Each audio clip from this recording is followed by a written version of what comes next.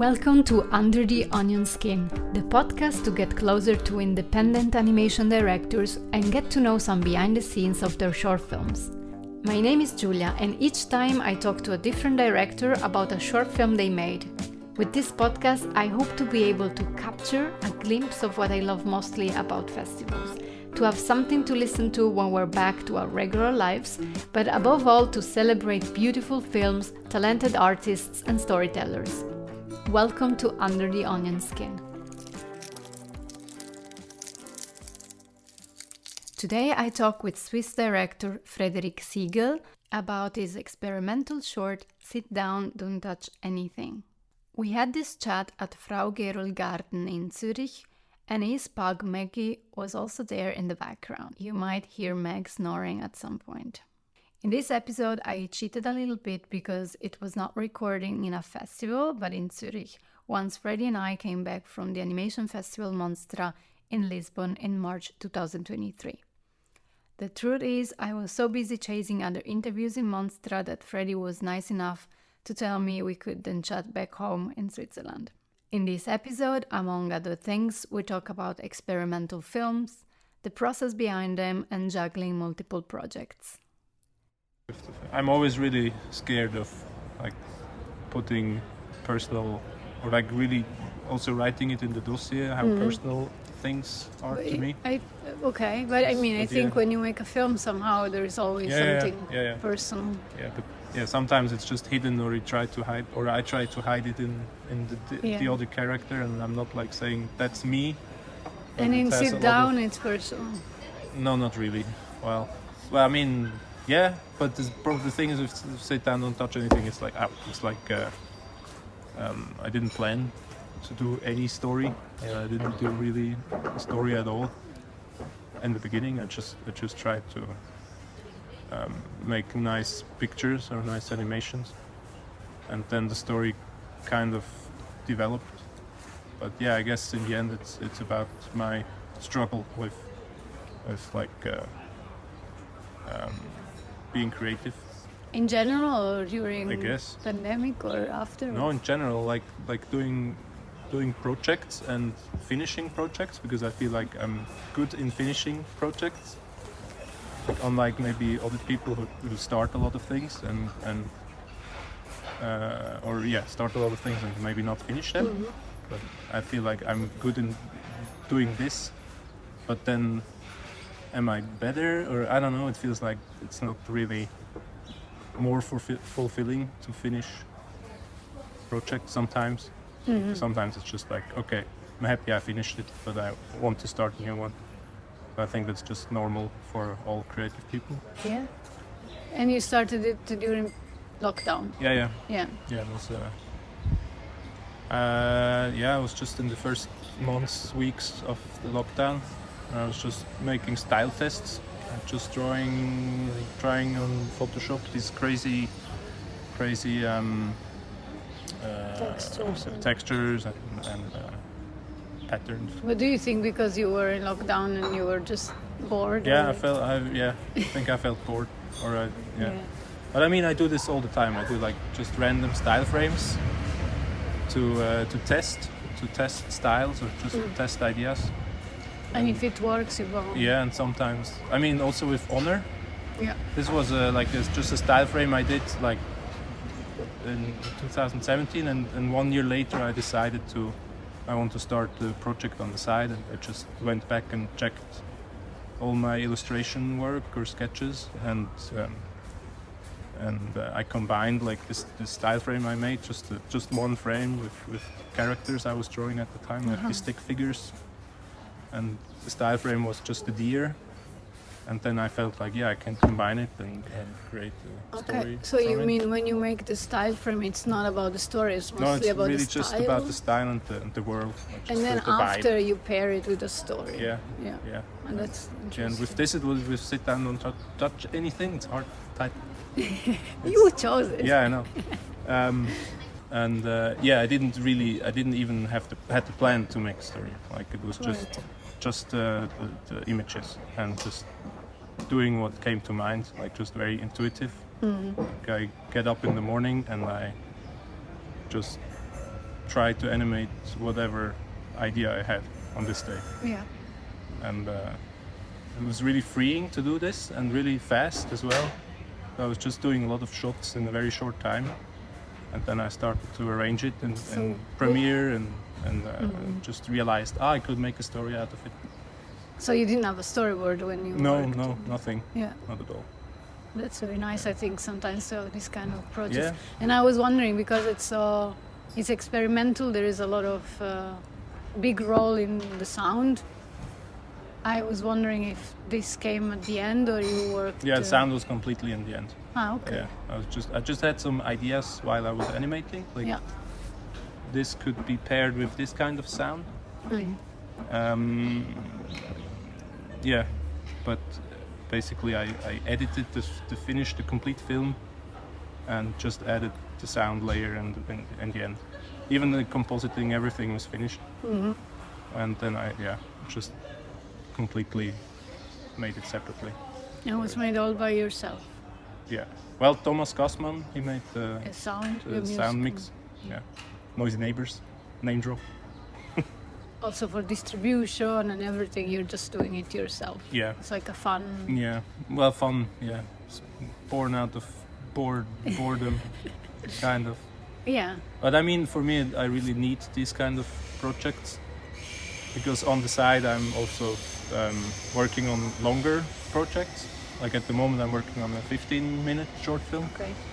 And this process is much longer, and I was in pre-production or in funding phase for like 2 or 3 years already. And in the meantime, I feel I need to do something more creatively in the meantime, to not go crazy or not. And for me, I just need to do this. Others are just making drawings, and I try to make something that combines in the end. I mean, it makes a lot of sense, because you have to wait so long, Yeah. and it's good to have other projects, Yeah. but at the same time requires you to multitask and divide your time. Yeah. And this is the only way I can do that without having another story with a storyboard and also complex process behind it. So I just do shots, or I started just to begin and just see where I'm going. It's also like a quicker project, I guess, quicker production. How long did it take the whole... I don't know. It's hard to say. Maybe if I put everything together, maybe 2 to 3 months, like for the whole production time. Yeah. Like working every day for 3 months, maybe. And that was But it's hard really to like say. a personal project. You didn't apply for any funds. No, it was all you. Yeah, because I wouldn't have done it without. I wouldn't have done it if I had to apply. To wait. Yeah, I don't see it. There's no point in apply for funding for this kind of project. I hope. I know that you are always having multiple projects at the same time, and it's I think it makes sense, and I'm also like that.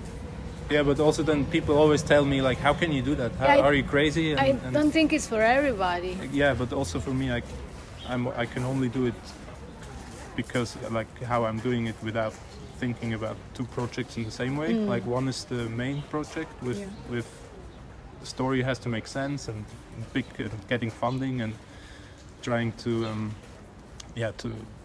please people. And the other is more light. Yeah, exactly. The other one is just I start and I see where I'm going, and it doesn't have to be a film. But so you never have 2 big ones at the same time, or like 2 bigger ones. No, I try not to. That's because I have to. If on TV, like on the big project, I really have to focus 100%. Like also at the moment, I'm only working on this. Yeah. I can't.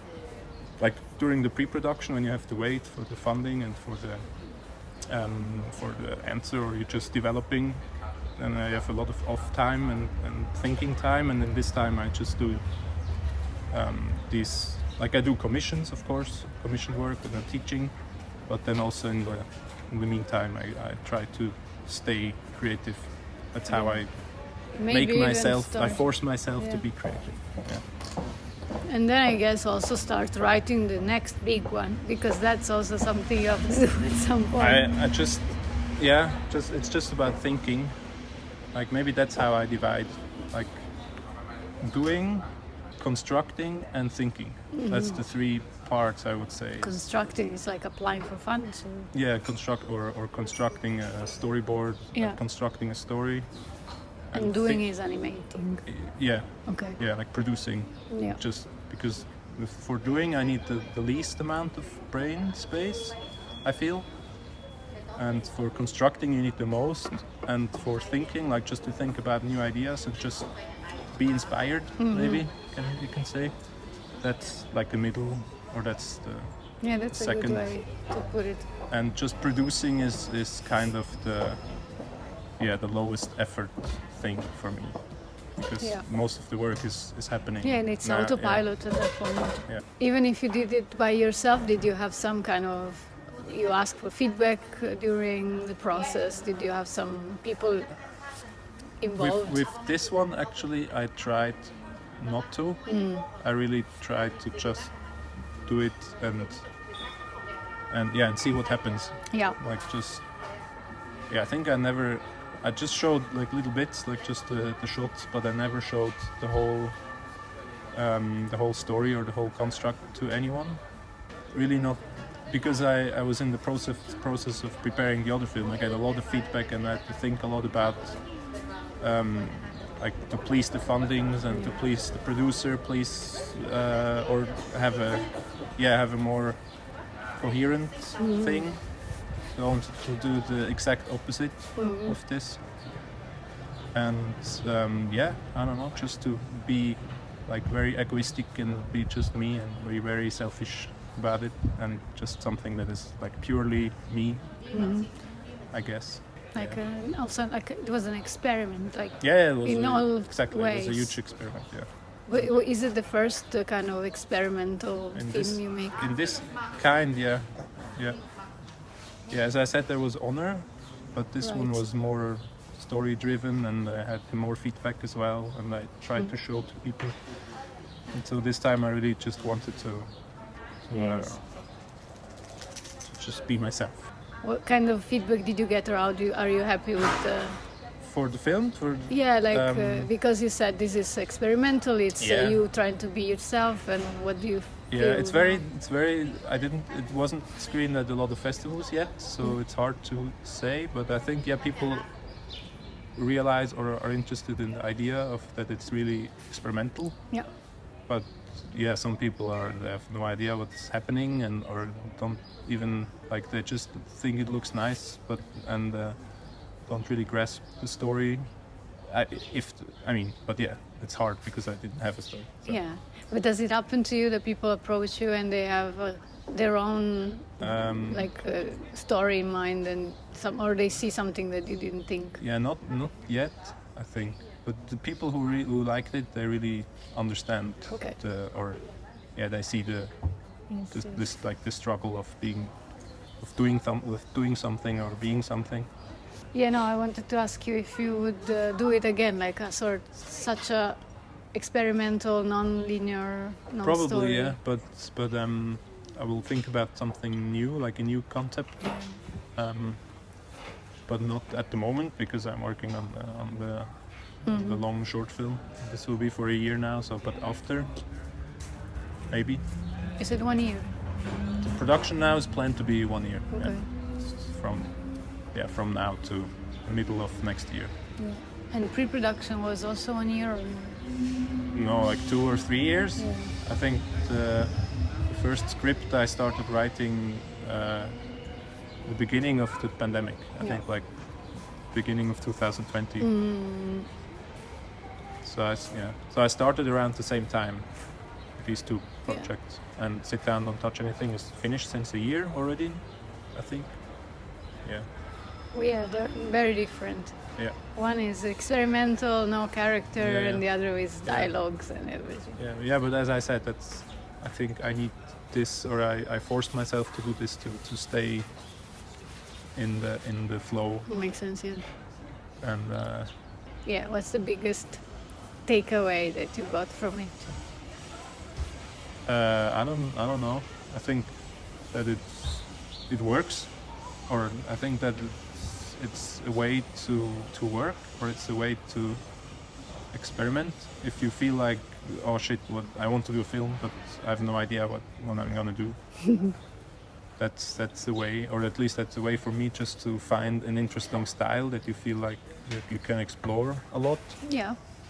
And you can find like things that you keep you interested, or you can try different things in this style.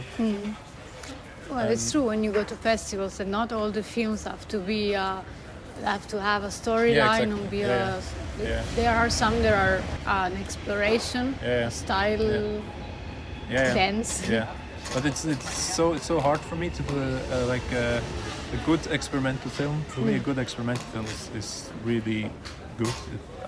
I think I prefer a really good experimental film to a good narrative film. Yeah, it is hard. But it's really hard to do, and I don't know the secret. I also honestly don't go enough to those off-limit screenings. I remember I was at Anibar once. No, not Anibar. Anifil in Czech Republic. And there I saw they have an experimental competition, and I saw this screening, and it was just crazy. There was not one character, but I was so entertained the whole time, or I was so like. I was never that awake in any screening, short film screening before. It was so interesting. So yeah, for me it's really hard to not try to find a narrative because now also for this I was making like 20 random shots, and then I started to combine maybe like 10 random shots and started to combine them. But then I had to find a narrative. It's in my brain. I needed to combine it in a way that it makes sense. The progression of the shots. So did you have to then make extra animations in order to connect them? Yeah, exactly. That's how I tried to connect them in a way, but maybe I shouldn't have. Maybe I just had to find another way of combining it. But that's what I want to learn. I think in the future, maybe in a future project. That's what I'm. Well, in general, I think it's very valuable to take some time to experiment or to play, even if it's not a final film. Maybe you just take a weekend to play around. It's usually very good. I feel when you work in a project like a series project, it takes so long and it's so frustrating because you never see the end.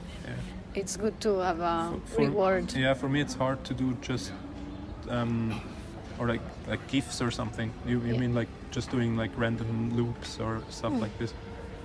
For me it's hard to do that because I feel like as soon as I'm doing an animation or like a shot, I want it to continue. I always think in longer terms.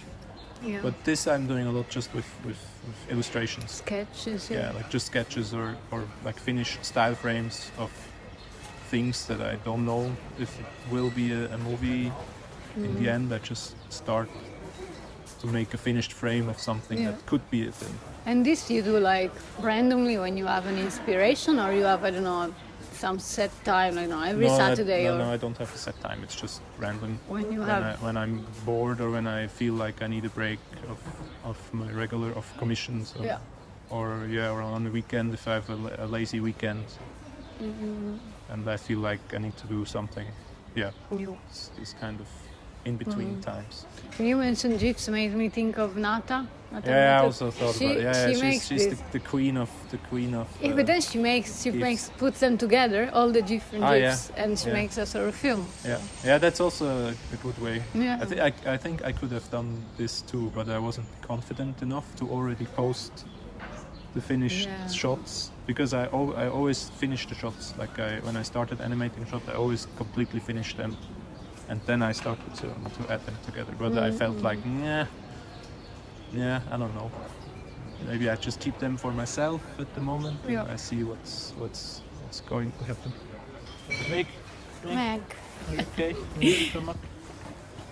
Oh no, you're just cold. Yeah, Meg, sorry. Now they'll be a little louder. It's okay. You can say it's. She's also in. It's my dog. You can say it. Meg, say hello. Oh shit! Sorry. Oh God. Freddy, do you like onions? I love onions. And what's the best way to have onions? I love how do you say this in English? It's We like say it in German. caramelized onions, caramelized. like glazed onions. Yeah. When you I don't know. To put on a burger or Yes, something. yes. But I like onions in there because that's usually we buy too many onions at home, and then they get bad very fast because we don't cook as much. So what as you in- do, you make So, caramelized onions. yes. So in the end, if they're starting to get bad, we just put everything in a pan and put sugar and that's it, and put some wine. That's it. Okay. So yeah, I like onions. But onions are great. Yeah. Onions are good. You can also put these little onions in the fondue. Oh yeah. The- I love the silver ciboli. Oh. Silver ciboli. Silver onions. Yeah, in vinegar. Yeah. Yeah, I love these. I hope you liked this episode and that you're now curious to check Sit Down, Don't Touch Anything.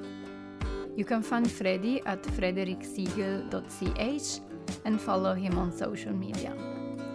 All the info are in the show notes, so be sure to check them out. This was Under the Onion Skin. Thank you for listening, and until next time, with another director and a short animated film. Ciao.